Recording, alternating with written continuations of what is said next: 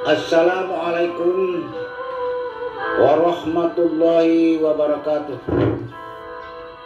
Alhamdulillahilladzi hadana lihadza wa ma kunna linahtadiya laula an hadanallah. Asyhadu an la ilaha illallah wa asyhadu anna Muhammadar Rasulullah.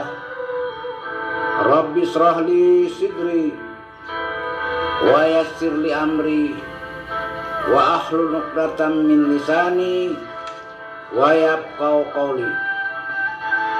Para pencinta hukum adat yang saya hormati, para calon pimpinan masa depan tanah sebingkah payung sekaki aik setitik Telaga Rahmat, Pucuk Jambi 9 lurah, Pucuk Jambi yang mempunyai 9 macam bidang hukum adat yang bersani syarat sani kitabullah, Pucuk Jambi yang mempunyai 9 yang dilindungkan oleh Allah Subhanahu wa ta'ala. Pada kesempatan ini izinkanlah saya Mukhtar Agus Sodik SH untuk menceritakan kepada para pencinta hukum adat Melayu Jambi tentang manusia pertama yang berada di muka bumi ini. Para ilmuwan berkisah kepada kita bahwa alam raya ini tidak dapat dibayangkan luasnya. Hanya bisa diukur dengan jutaan tahun cahaya. Bintang yang paling jauh diketahui adalah 15 miliar tahun perjalanan cahaya. Dalam jarak itu terdapat gugus galaksi yang tidak terhingga banyaknya. Di luar jarak itu belum terjangkau oleh akal manusia. Bintang yang terdekat kepada matahari berjarak kurang lebih 4,5 miliar tahun cahaya, dan 1 tahun cahaya sama dengan 10 miliar kilometer. Sedangkan jarak matahari, bintang, dan bumi kita yang kita diami ini berada di dalam galaksi Bima Sakti. Ia bagaikan sebiji pasir di tengah lapangan bola kaki. Karena di alam raya ini terdapat miliaran banyaknya gugus galaksi itu. Menurut para ahli geologi, dari hasil riset dengan metode radiosotop, bumi yang kita diami ini baru berumur sekitar 5 miliar tahun. Karena batu yang tertua di bumi baru berumur 4,5 miliar tahun. Sama tuanya dengan batu di angkasa, dan manusia baru ada di bumi ini kurang lebih sejak 100.000 tahun yang lalu. Karena segala kebutuhan untuk hidup manusia telah sempurna diciptakan oleh Allah yang Maha Kuasa. Bumi tempat kita manusia ini bagaikan setetes air di samudra ciptaan Allah. Karena luas ciptaan Allah yang Maha Kuasa itu tidak mampu otak manusia ini untuk memikirkannya. Menurut Bapak Abdul Basar, tokoh adat Rusun Rata Kormas atau tokoh adat Rusun Rendang Alai, waktu saya bertemu dengan beliau kurang lebih berumur 76 tahun. Demikian juga Bapak M. Giwang, Pasirah Sampai. Kemudian Datuk Muhammad Tais Kadir, mantan Pasirah Sungai Tenang 1962 sampai 1972, ketika beliau menjadi Ketua Lembaga Adat Kabupaten Merangin di Bangko. Dan puluhan pula narasumber lain yang berkisah kepada saya bahwa Adam dan Hawa adalah asal usulnya orang yang ada di bumi ini. Demikian juga orang Jambi. Hampir semua alur cerita yang saya temui di tengah masyarakat, baik dari Bapak Abdul Basar, M. Giwang, M. Tais, dan narasumber lainnya, alur ceritanya sama dengan tulisan Datuk Betua Sangu yang ditulis dalam Tamu Alam Minangkabau tahun 1966, kurang lebih sebagai berikut. Bahwa huruf alif disebut dalam 140 buah kitab yang diturunkan oleh Allah kepada para nabi dan rasul. Huruf alif itu mempunyai nur yang menyatakan keesaan Allah yang Maha Kuasa itu. Dan dari nur Allah itulah terciptanya Nur Muhammad. Dari nur itu pula lah terkait segala persoalan orang muslim yang mendapat hidayah dari Allah. Ketika Allah berkata, "Inni ja'ilun fil ardi khalifah," sesungguhnya aku akan menjadikan khalifah di muka bumi, seperti disebut dalam surat Al-Baqarah ayat 30. Maka Jibril bertugas mengambil bumi surga, bumi Ka'bah, bumi Arafah, bumi Baitul Maqdis, bumi Madinah, dan bumi Hindi. Maka dari tanah yang diambil itu lalu diaduk, dibawa ke surga dulu, diaduk dengan api, diaduk dengan angin, maka terciptalah yang disebut dengan limbago Adam.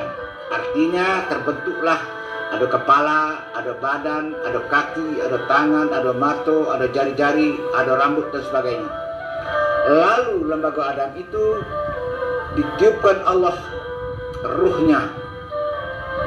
Kemudian di dalam sanubari Adam disimpanlah Nur Muhammad yang mengandung agama, iman, Islam, dan ihsan, yang selalu mengesahkan Allah Subhanahu wa Ta'ala. Dan makrifat dari nur alif itu disebutlah dengan insan kamil. Dari nur itu terlukis segala persoalan alam semesta ini melalui panca indera manusia: penglihatan, pendengaran, penciuman, perasa, dan pengecapan. Karena Allah menciptakan alam semesta ini selama 6 masa, seperti disebut dalam surat Al-Baqarah, dalam Al-Quran, surat ke-7 ayat 54. Mula-mula bumi ini berupa uap, kemudian menjadi air, lalu membeku. Setelah beberapa lama lalu diledakkan atau disebut dengan teori Big Bang. Oleh karena itulah langit bersentak naik, bumi, matahari, bintang, dan planet yang lain atas izin dari Allah terletaklah di tempatnya masing-masing. Karena bagi Allah semuanya itu mudah. Allah mengatakan dalam Al-Quran surat ke-36 ayat 82, Iza aroda say'an ayyaqula lahu kun fayakun. Bila Allah berkehendak tentang sesuatu, Allah perintahkan jadilah, maka terjadilah ia.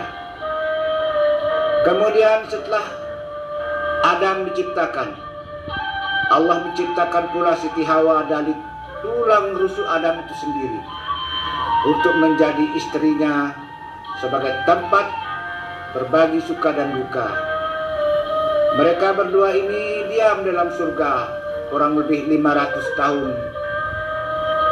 Akan tetapi iblis yang sombong berkata, "Aku dari api, Adam dari tanah.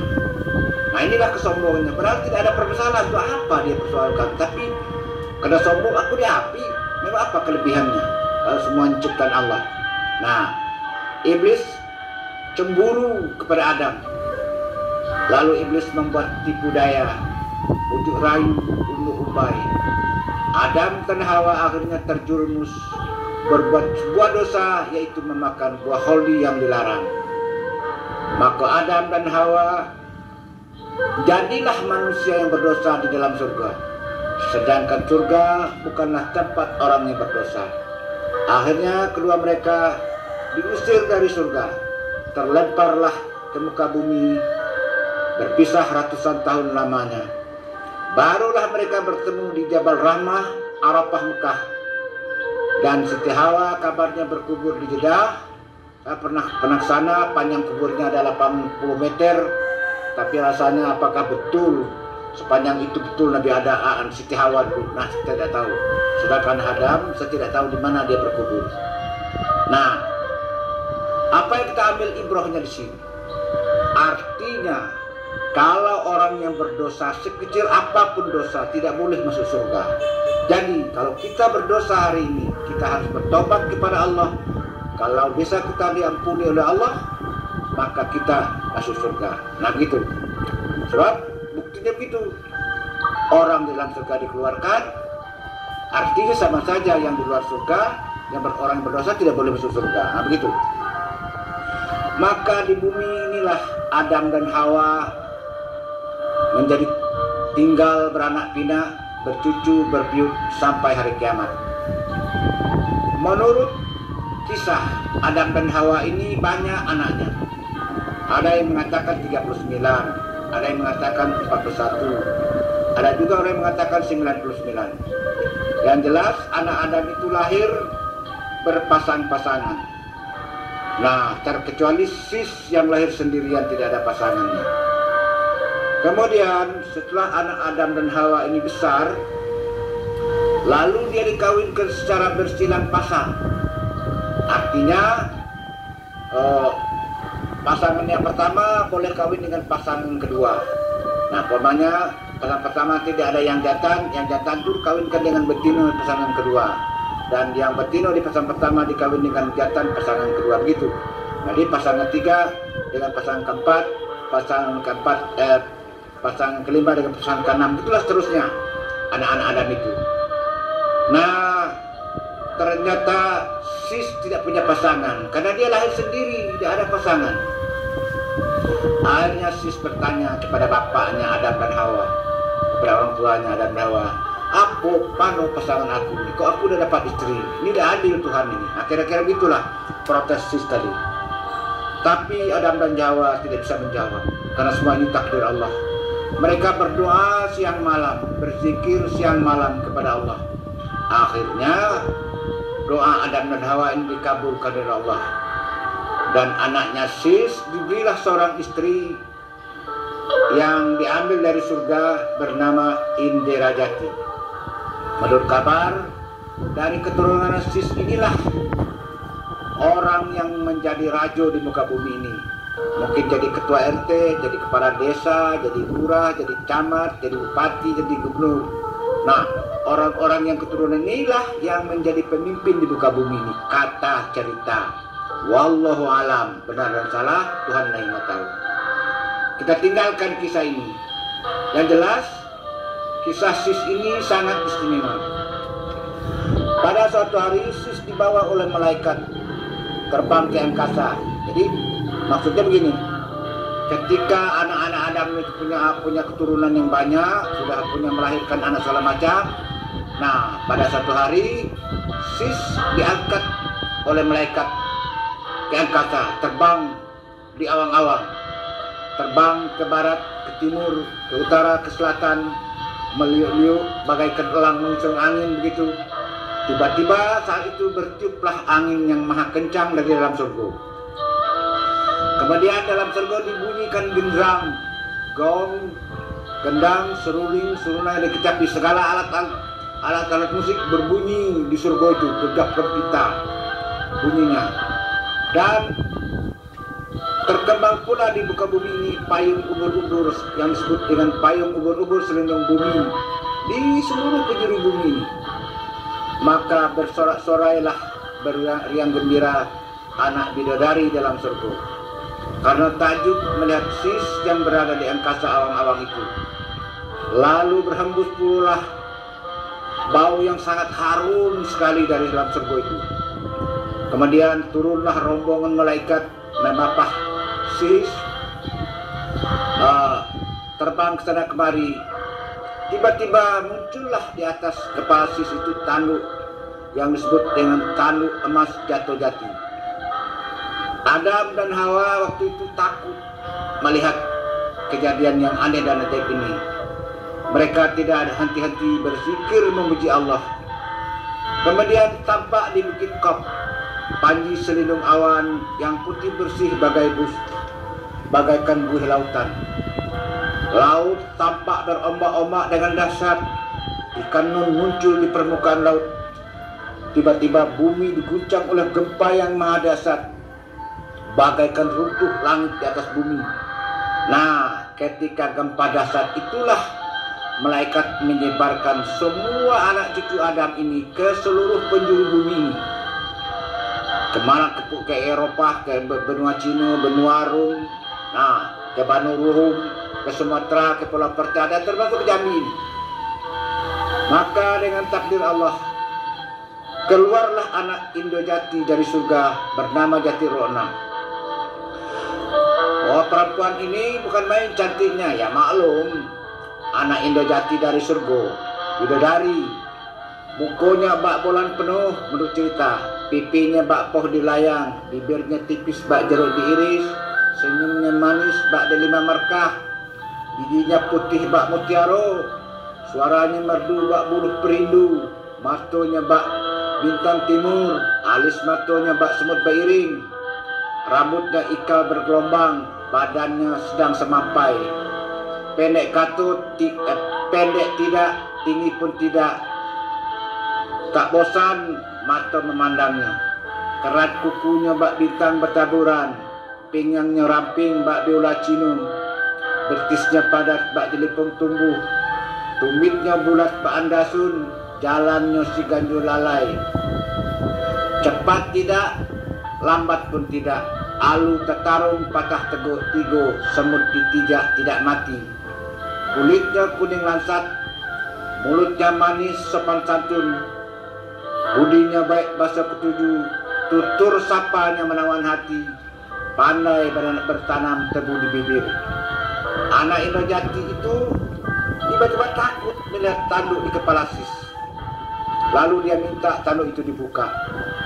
Maka setelah tanduk itu dibuka, tanduk itu berubah wujud menjadi mahkota Sanggahana yang bernama Zulkarnain, yang artinya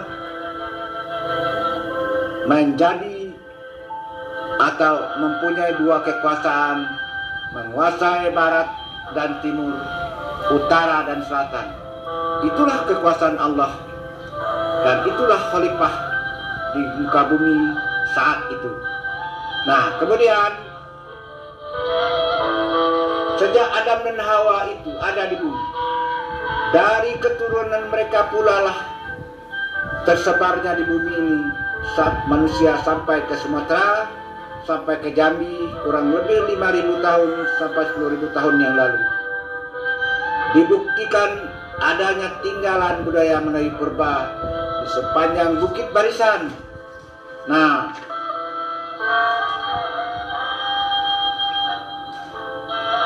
sepanjang Bukit Barisan, di sepanjang daerah Jambi, di gunung-gunung ada kita temukan benda-benda sejarah dari orang Melayu Jambi itu, orang peninggalan Melayu purba dulu. Nah, begitulah ceritanya.